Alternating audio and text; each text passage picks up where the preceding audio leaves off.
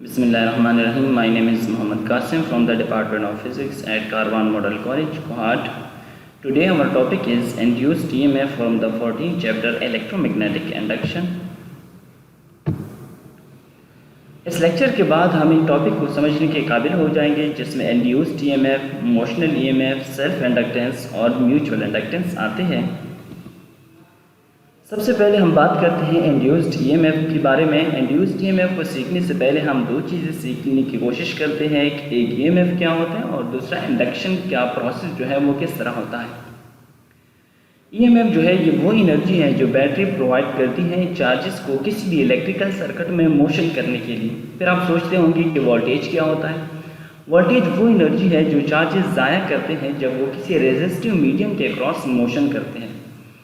अब इंडक्शन क्या है? एक्चुअली करंट जो है कंडक्टर्स में हम दो तरीक़ों से प्रोड्यूस करते हैं। एक जब डायरेक्टली हम कंडक्टर को अटैच करते हैं सर्किट में, और दूसरा तरीका जो है वो इंडक्शन का है। इंडक्शन में हम क्या करते हैं, हम किसी वेरिंग मैग्नेटिक फील्ड में, इस बात का आपने ख्याल रखना है कि आपके पास मैग्नेटिक फील्ड जो है वो वेरी करेगा। अगर आप वेरिंग मैग्नेटिक फील्ड में कंडक्टर को रखते हैं तो फिर इस कंडक्टर में EMF जो है वो इंड्यूस्ड हो जाता है, यानी उसमें से EMF जो है वो प्रोड्यूस हो जाएगा। इस प्रोसेस को हम कहते हैं इंडक्शन।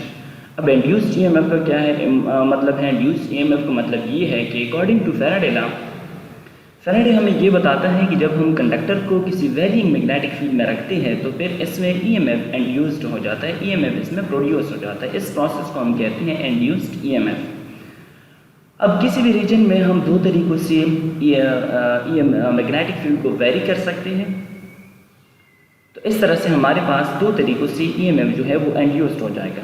पहला तरीका है dynamically induced EMF। Dynamically induced EMF का मतलब ये है कि अगर किस एक रीजन में कंडक्टर जो है वो मोशन करे और वेरिंग मैग्नेटिक फील्ड जो है वो स्टेशनरी हो, तो फिर इस कंडक्टर में जो EMF इंड्यूस्ड होगा उसको हमने नाम देना है डायनामिकली इंड्यूस्ड EMF या मोशनल EMF। और दूसरा क्या है? Statically induced EMF। अगर हमारा कंडक्टर जो है वो एट द रेस्ट पोजीशन में हो, यानी स्टेशनरी हो, और हमारा मैग्नेटिक फील्ड जो है वो मोशन करे, तो यहाँ पर जब कंडक्टर में EMF इंड्यूस हो जाएगा उसको हमने नाम देना है स्टैटिकली इंड्यूस्ड EMF। अब किस बुनियाद पर हम EMF को मोशनल EMF का नाम दे रहे हैं और किस बुनियाद पर हम इसको स्टैटिकली इंड्यूस्ड EMF का नाम दे रहे हैं, इसकी वजह ये है कि जहाँ पर EMF इंड्यूस्ड हो रहा है, यानी कंडक्टर, अगर कंडक्टर जो है वो मोशन करेगा तो फिर इसको हमने नाम देना है डायनामिकली इंड्यूस्ड EMF। और अगर कंडक्टर जो है वो रेस्ट में हो और मैग्नेटिक फील्ड मोशन करेगा तो फिर इसको हमने नाम देना है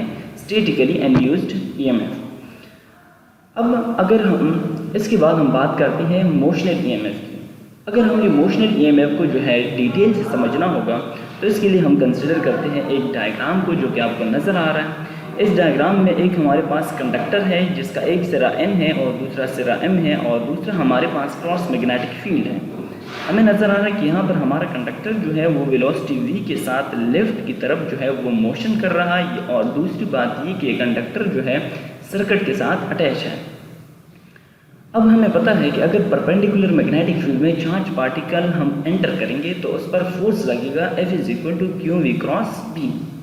इसी तरह अगर आप जो है परपेंडिकुलर मैग्नेटिक फील्ड में किसी कंडक्टर को रखते हैं तो फिर उस कंडक्टर पर जो फोर्स लगेगा वो आप मालूम कर सकते हैं, उसका मैग्नीट्यूड आपको मिल जाएगा F=BIL।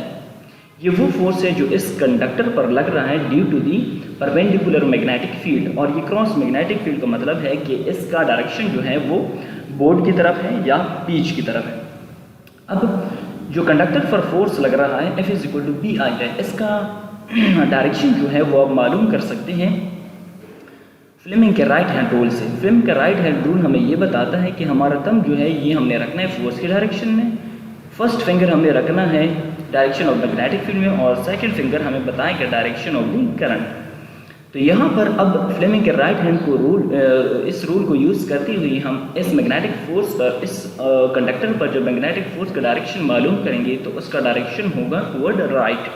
इसका मतलब ये है कि यहाँ पर जो F=BIL ये फोर्स है ये एक्सटर्नल फोर्स को अपोज करेगा। तो इसका मतलब ये है कि जो वर्क हो रहा है वो इस फोर्स के अगेंस्ट हो रहा है। अब अगर हमने रेट ऑफ डूइंग वर्क यानी पावर को अगर मालूम करना है तो वो आ जाएगा F into V, force into velocity, क्योंकि हमें पता है कि रेट ऑफ डूइंग वर्क का मतलब है power divided by work divided by time, और वर्क बराबर होते हैं F डॉट डी। सो ये हो जाएगा रेट ऑफ वर्क बराबर हो जाएगा F dot D divided by T. So D divided by T ये क्या है, rate of change of displacement is called velocity. So work rate of doing work हमारे पास आ जाएगा फोर्स इनटू वेलोसिटी, और अगर इस इक्वेशन में हम इसकी वैल्यू लगाएंगे तो इधर से हमारे पास वैल्यू आ जाएगी रेट ऑफ डूइंग वर्क की F is equal to B I L into V. Actually हो क्या रहा है, एक्चुअली ये हो रहा है कि यहाँ पर हमारा जो वर्क है ये कन्वर्ट हो रहा है इलेक्ट्रिकल एनर्जी में, क्योंकि हमने जो है कंडक्टर रखा मैग्नेटिक फील्ड में, क्रॉस मैग्नेटिक फील्ड में, और इस मैग्नेटिक फील्ड की वजह से और हमने पढ़ा इंड्यूस्ड ईएमएफ को। जब इंडक्शन जो है ईएमएफ की इंडक्शन हो जाएगी तो फिर इंड्यूस्ड ईएमएफ क्या करेगा, चार्जेस को जो है एनर्जी प्रोवाइड करेगा, और जब चार्जेस को कंडक्टर में एनर्जी मिल जाती है, सर्किट में एनर्जी मिल जाती है तो फिर उससे करंट जनरेट हो जाता है। तो ये वर्क हमारा जो है कन्वर्ट हो रहा है उस इलेक्ट्रिसिटी में, और इसको हम कहते हैं इलेक्ट्रिकल एनर्जी। एक्चुअली ये कन्वर्जन, ये जो वर्क है ये कन्वर्ट हो रहा है इलेक्ट्रिकल एनर्जी में। अब rate of production of electrical energy को हम कैसे लिखते हैं, V is equal to current into voltage, और यहाँ पर वोल्टेज का काम जो है वो कौन कर रहा है, वोल्टेज का काम यहाँ पर कर रहा है ईएमएफ, क्योंकि हमारे पास यहाँ पर इस सर्किट में एक्सटर्नल बैटरी नहीं है, बल्कि वेरिंग मैग्नेटिक फील्ड की वजह से हम ईएमएफ को इंड्यूस कर रहे हैं। So according to conservation energy हमारा वर्क जो है वो बराबर हो जाएगा इलेक्ट्रिकल एनर्जी की। हाँ, इलेक्ट्रिकल एनर्जी जो है वो काई इंटू आई है is equal to B I L. यहाँ पर दोनों साइड्स में करंट है जो कि कैंसिल हो जाएगा, और ईएमएफ की वैल्यू हमारे पास आ जाएगी B divided by L, B L divided by V. So अब अबाव इक्वेशन को अगर हम देखते हैं तो ये इक्वेशन हमें ये बताता है कि ये इक्वेशन जो है तब वैलिड है अगर इसमें जो है लेंथ, वेलोसिटी और दूसरा जो है मैग्नेटिक फील्ड ये आपस में तीनों परपेंडिकुलर होनी चाहिए। तो इस तरह से जो है हमें मिल जाएगा मोशनल ईएमएफ। इसके बाद है सेल्फ इंडक्टेंस। अब सेल्फ इंडक्टेंस जो है किसी भी कॉइल की ऐसी प्रॉपर्टी है कि जब हम उसमें करंट की वैल्यू को चेंज करते हैं तो इस चेंजिंग को ये कॉइल जो है अपोज करेगा। इस प्रॉपर्टी को हम कहते हैं कि ये क्या है, सेल्फ इंडक्टेंस है। और ये होता क्यों है, ये सेल्फ इंडक्टेंस जो है सेल्फ इंड्यूस्ड ईएमएफ की वजह से होता है। अब सेल्फ इंड्यूस्ड ईएमएफ को समझने की कोशिश करते हैं। इसके लिए आपको जो है इस फिगर को समझना होगा। ये फिगर आपको नज़र आ रहा है जिसमें हमारे पास एक कॉइल है और दूसरा रेजिस्टर है, एक किलोवाट है। जब इस कॉइल में से करंट गुजरेगा तो हमें पता है कि जब कॉइल में से करंट गुजरता है तो वो मैग्नेटिक फील्ड बन जाता है, और यहाँ पर हमारे पास करंट होगा ईसी करंट, डीसी करंट नहीं होगा, क्योंकि ईसी करंट अपनी पोलैरिटी को चेंज कर रहा है और हमें चेंजिंग करंट की ज़रूरत है। सो यहाँ पर चेंजिंग करंट की वजह से इस कॉइल में मैग्नेटिक फील्ड बन जाएगा, और यही मैग्नेटिक फील्ड इसी कॉइल का अपना मैग्नेटिक फील्ड जब इस कॉइल में से गुजरेगा तो वो ईएमएफ को इंड्यूस्ड कर देगा। जब ईएमएफ को इंड्यूस कर देगा तो वो ईएमएफ जो है करंट को जनरेट करेगा, और इस इंड्यूस्ड ईएमएफ की वजह से जो करंट होगा वो एक्सटर्नल करंट को अपोज करेगा, और इसी को हम कहते हैं कि ये क्या है, इंडक्टेंस है। अब ईएमएफ कितना इंड्यूस्ड होगा, इसकी क्वांटिटी किन किन चीज़ों पर डिपेंड करती है, वो डिपेंड करती है number of turns of the coil और rate of change of the magnetic flux, कितना मैग्नेटिक फ्लक्स जो है वो चेंज हो रहा है। तो इसको हम लिख सकते हैं chi is equal to del divided by del T into N phi. अब इसके बाद फ्लक्स लिंकेज जो है, the flux linkage due to N number of N turns of the coil is proportional to the current. अब यहाँ पर जो magnetic flux जो जनरेट होगा, मैग्नेटिक फ्लक्स जो इस कॉइल के साथ लिंक करेगा वो डायरेक्टली प्रोपोर्शनल है to the value of the to the magnitude of the current जो कि इस कॉइल में से गुजरेगा। यानी जितना हम इस सर्किट को एक्सटर्नल करंट देंगे उतना ज़्यादा जो है मैग्नेटिक फ्लक्स यहाँ पर जनरेट होगा, और इसको हम लिख सकते हैं N phi is directly proportional to current. अब अगर प्रोपोर्शनल का साइन हटाते हैं तो रूल क्या है, एक इक्वल लगाएंगे, दूसरा कांस्टेंट आएगा। सो अब यहाँ पर कांस्टेंट जो है वो कैपिटल एल है, और ये कैपिटल एल क्या है, एक कांस्टेंट है, और इसी को हम कहते हैं कि ये क्या है, सेल्फ इंडक्टेंस है किसी भी कॉइल की। अब बात करते हैं इसकी यूनिट की। इसका यूनिट जो है वो हेनरी है, और इसका सिंबल जो है वो कैपिटल एच है। अगर इक्वेशन में हम काई की जगह पर यानी इंड्यूस्ड ईएमएफ की जगह पर 1 वोल्ट लगा दी और रेट ऑफ चेंज की वजह पर जो है वो भी 1 लगा दी। तो इस तरह से इंडक्टेंस की वैल्यू हमारे पास 1 हेनरी आएगी। अब इंडक्टेंस कब 1 हेनरी होगा? इंडक्टेंस तब 1 हेनरी होगा अगर इस कंडक्टर में ईएमएफ जो है वो 1 वोल्ट का इंड्यूस्ड हो रहा है। किसकी वजह से? 1 ampere per second rate of change of current हम प्रोड्यूस कर रहे हैं, उसकी वजह से अगर 1 वोल्ट का ईएमएफ जनरेट हो रहा है तो फिर इसको हमने कहना है कि अब सेल्फ इंडक्टेंस जो है उसकी क्वांटिटी कितनी है? 1 हेनरी है। आल्सो वी नो दैट जो सेल्फ इंड्यूस्ड ईएमएफ है वो बराबर होता है del divided by del T into N phi. अब अगर यहाँ पर इन दोनों को हम कंपेयर कर दें तो कंपेयरिंग से हमारे पास रिजल्ट आ जाएगा inductance current N to N phi. यहाँ से हम जो है सेल्फ इंडक्टेंस की वैल्यू निकाल सकते हैं जो कि बराबर होगी capital L is equal to यानी कि self inductance is equal to number of turn and the ratio of magnetic flux to the current. अब अगर आप चाहते हैं कि यहाँ पर आपके पास सेल्फ इंडक्टेंस ज़्यादा हो तो फिर हमने करना क्या है? नंबर ऑफ टर्न्स को बढ़ाना होगा और ये रेशो बढ़ानी होगी जो कि मैग्नेटिक फ्लक्स और करंट का है। तो ये हो गया सेल्फ इंडक्टेंस। इसके बाद बात करते हैं म्यूचुअली इंडक्टेंस की कि म्यूचुअली इंडक्टेंस क्या है। नाम से जाहिर है कि इसमें हमारे पास 2 कॉइल होंगे। अगर हमने म्यूचुअल इंडक्टेंस को समझना है तो इसके लिए हमें जो है इस फिगर को देखना होगा। सबसे पहले हम इसको डिफाइन करते हैं कि ये होता क्या है। When the coil is placed near each other, अगर किसी रीजन में 2 कॉइल एक दूसरे के करीब पड़े हैं तो फिर changing current in 1 coil will induce EMF in another coil. फिर होगा क्या? अगर हम एक कॉइल में करंट को चेंज करते हैं तो दूसरे कॉइल में इस चेंजिंग करंट की वजह से ईएमएफ इंड्यूस्ड हो जाएगा। इसको हम बोलते हैं कि ये क्या है? म्यूचुअली इंडक्टेंस है।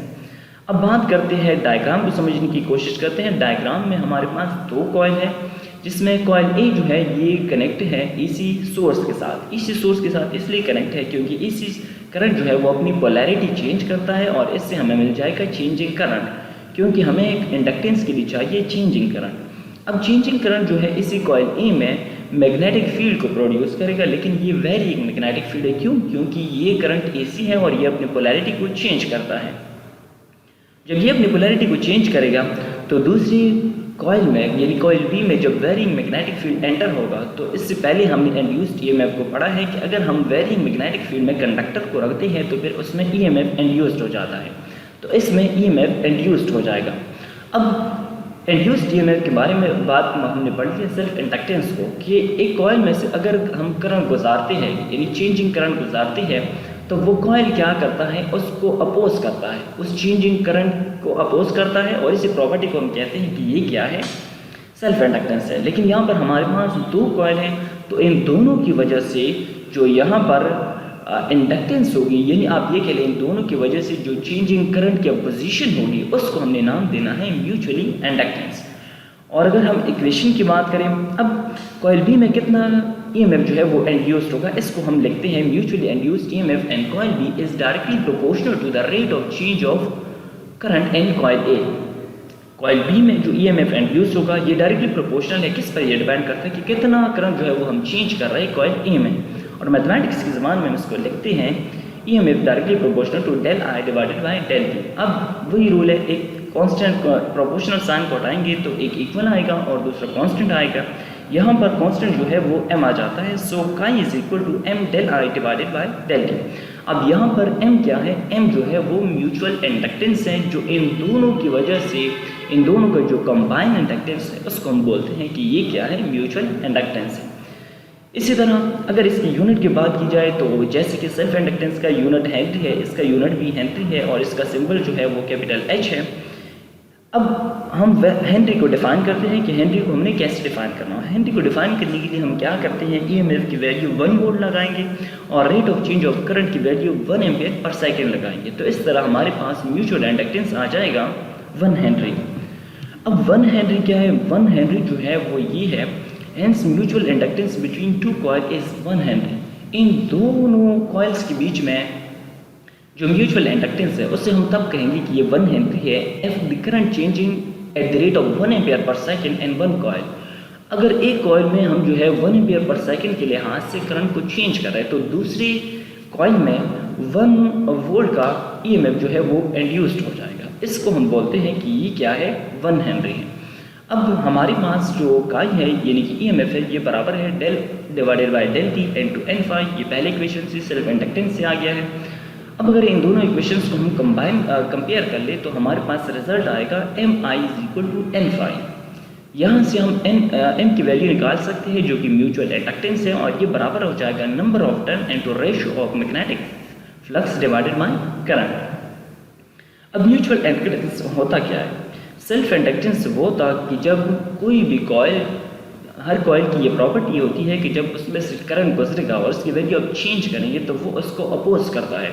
इसी तरह अगर हमारे पास किसी रीजन में एक सर्किट ऐसा है जिसमें हमारे पास 2 कॉइल हैं, तो फिर ये दोनों जिस करंट के चेंजिंग को अपोज करेंगे, इस प्रॉपर्टी को हमने नाम देना है म्यूचुअल इंडक्टेंस, क्योंकि वो इन दोनों की वजह से हो रहा है, और इस प्रॉपर्टी को कहा जाता है mutual inductance. So that's all about induced EMF. If you have any question, please ask. You will be highly appreciated. Thanks.